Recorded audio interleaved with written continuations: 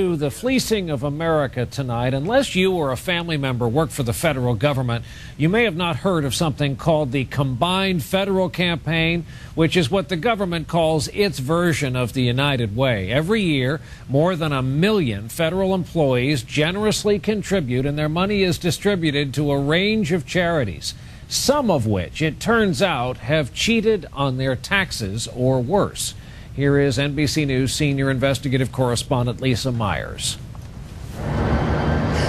Deck the halls with boughs of holly. It's the holiday season and a time for giving.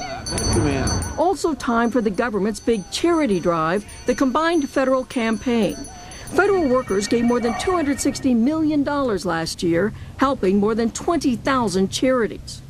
But federal investigators discovered this year that 6% of charities receiving donations owed back payroll taxes, and 15 they audited had engaged in abusive and potentially criminal activity, including improperly diverting money.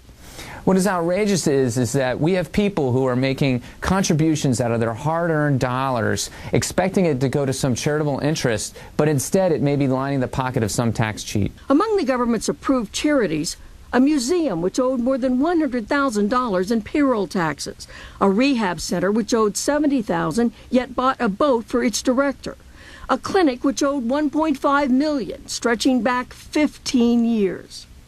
To see just how lax the federal screening process was, investigators created a fake charity and filled out this application to receive donations. The fake charity was approved. When the federal government is recommending charities to their employees that don't actually exist, I can't imagine that you could create a worse system. The agency responsible for vetting charities, the Office of Personnel Management, says it has now begun to check whether charities are legally tax exempt. But officials say the law does not allow them to screen charities' tax payments. So this year's book of charities still includes hundreds which may owe back taxes. This year, there will still be some donations that go to tax cheats and bad actor organizations. A damper on this season of giving. Lisa Myers, NBC News, Washington.